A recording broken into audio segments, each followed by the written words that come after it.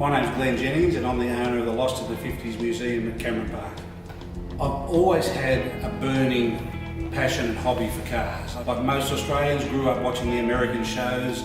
We didn't get as kids to see a lot of American cars. So when you did see them on television, it was like, wow, look at this. The colour, the chrome, they were just so big and so bold, you could not help but be impressed. In the back of my mind, I think that was the start of the fire burning and the passion that if I had an opportunity as I got older to perhaps get an American car, that was always going to be an opportunity to take.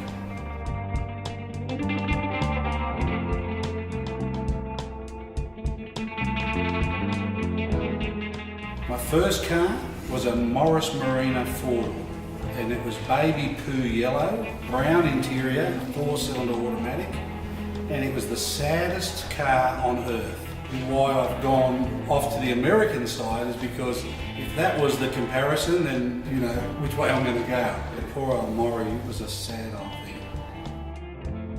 It's well and truly into the many hundreds of cars that I've brought in from the United States. Currently I own about 125, of which about 75 sit on the floor of the museum.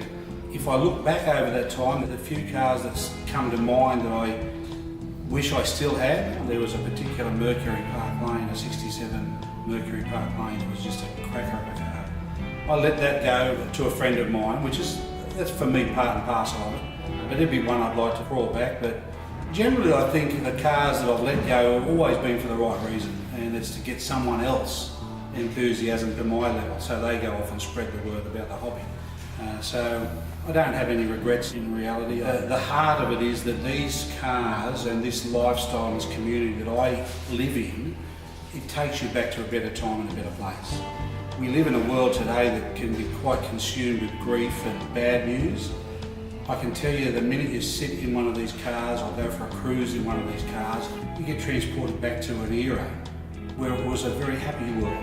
It's indicative when you look at the colours and the presentation of the cars from that era versus what you see today. We'll never see these colours, this chrome, this styling, that's an era long gone. You have the opportunity by owning one of these beautiful old American cars to enjoy that every time you hop in. So for me, I'm very passionate about making sure that the next generation of kids that come through understand what we have and feel the way we did when we first hopped into our first American car. I think it's incumbent on every one of us that has an interest in the classic car hobby. This is a phenomenon that has not stopped. I can't see anything stopping it. Very difficult to take a passion and a heart out of something and just make it disappear. It's our job here in Australia to ensure that we do the right things and we bring people in and we join car clubs and we put bums on seats. And what you're doing here, every time someone drives past this yard, they're going to be overcome with memories. And that's what we want, because that starts them in a thinking process that will ultimately bring them in the gate and hopefully buy a car, join a car club, and on we go. So for me, I think the future's super. The fact that MC Customs are opening up here is just another bonus for me, because the more passionate hobby people that want to drive this, the better. People that might come to my museum can now have the opportunity to come and buy one, and I'll certainly be referring them this way anyway. Mick, the owner, comes down to the museum to say hello. I had a Galaxy for sale at the time and came down, and basically we just hit it off as good mates do. He left with 6 cars. He was looking for stock, he needed some help, and away we went. And he's been back since, and we have a great relationship. It's a rarity to come across someone that you can hit it off with on day one and do a deal on 6 cars and walk away from that knowing that both parties are happy with the outcome and have since continued to do that.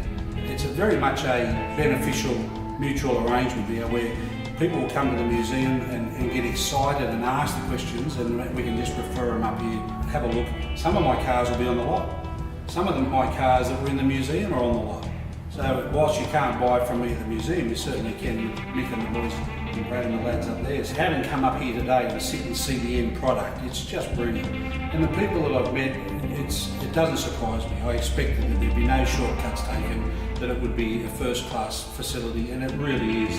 You need to put this on your list. You need to come to Newcastle and come to MC Customs and meet the guys. I'm going to be a big supporter, and I'll do anything I can to make sure this succeeds. This is important to me. And it's exciting that people now have an opportunity to come to such a first-class facility, not just to buy, all the aftermarket, the servicing, the repairs. This place is a one-stop shop.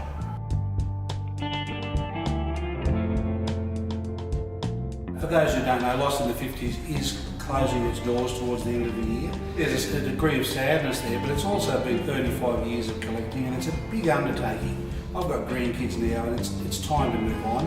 I'll always be involved in cars. You'll still see the legacy of Lost in the 50s out on the street when all my cars go to auction. At the end of the day, when the museum's closed, people say, "Oh, did you ever get down to have a look at it? It was magnificent." That'll do me.